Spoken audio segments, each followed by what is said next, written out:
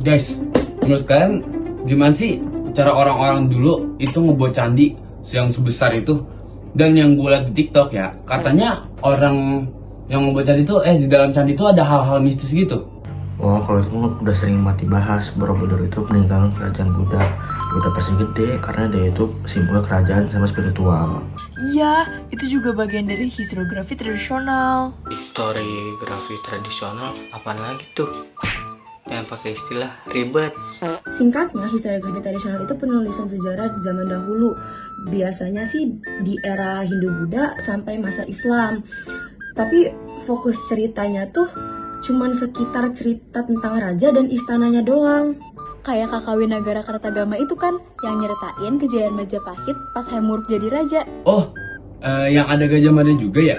Nah iya, terus kalau di masa Islam itu tuh ada yang namanya Hikayat Raja-Raja Pasai. Itu tuh ceritanya tentang kerajaan Pasai, kayak tentang cerita awal mulanya gitu, cerita awal mula kerajaan Samudra Pasai di Sumatera. Kesannya kayak tentang kerajaan aja. Ada cerita rakyat biasa gak? Oh, kalau cerita tentang rakyat biasa itu memang jarang karena dia tuh istana sentris. Ceritanya cuma fokus ke kehidupan raja, istana sama wilayah kekuasaan. Iya, makanya dibilang regiosentris. Jadi mereka kayak nggak peduli gitu loh soal daerah di luar kerajaan mereka. Plus sering banget bercampur mitos, raja digambarin sakti, keturunan dewa, pokoknya nggak masuk akal deh. Berarti kayak alat propaganda raja gitu ya, yang katanya bisa yang katanya bisa ngebuat rakyat lebih hormat gitu. Tepat banget. Itu namanya alat legitimasi. Kayak misalnya Raja Hayam Wuruk, dia tuh digambarkan hebat banget biar rakyat-rakyatnya tuh yakin kalau semisal dia tuh bisa jadi pemimpin yang pantas untuk mereka. Kok sering gak jelas ya? Kayak waktunya nggak ada. Oh, kalau itu mah namanya anakronistis. Yaitu sejarahnya itu nggak pakai urutan waktu yang jelas. Baru terus masa Islam udah mulai ada tulisan-tulisannya kronologis. Tapi tetap aja guys, historiografi tradisional itu nggak bisa langsung kita percaya 100%. Harus bisa dibuktikan dengan sumber-sumber lain.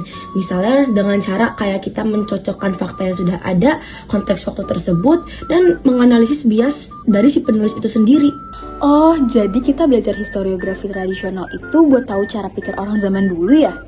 Iya, tapi seru juga gak sih? Kita yang awalnya dari TikTok ngebahas soal Borobudur, sekarang malah jadi bahas sejarah. Iya juga ya. Tapi historiografi tradisional ada kekurangannya. Pendekatan lain apa yang lebih cocok buat nulis sejarah Indonesia? Iya, kalau cuma soal raja kayak kurang lengkap gitu gak sih? Makanya ada historiografi kolonial. Dia itu nyeritain sejarah dari sudut pandang penjajah. Tapi biasanya sering bias sih. Tapi ada manfaatnya juga, kita jadi tahu gimana penjajah ngatur ekonomi dan politik kita. Terus kan ada historiografi nasional, fokusnya lebih ke perjuangan bangsa, kayak perlawanan rakyat melawan penjajah. Jadi lebih ke nasionalisme ya? Iya, dan historiografi tradisional itu istana sentris, jadi kayak fokus dengan kehidupan raja sama kerajaannya gitu. Tapi itu juga regiosentris, cuma bahas wilayah kerajaan aja. Iya, terus sering bercampur mitos karena religio magis yang buat alat legitimasi raja itu. Jadi data sulit ditelusuri. Oh, gue tahu. Makanya ada historiografi yang modern yang lebih ilmiah, berdasarkan data yang valid, dan juga berfokus kepada rakyat biasa. Tapi kekurangannya mereka kayak terlalu kaku sama kurang nuansa budaya gitu. Sebenarnya semua pendekatan itu saling melengkapi guys. Kayak tradisional buat budaya, kolonial buat perspektif penjajah, nasional buat rasa perjuangan kita, dan modern tuh buat fakta.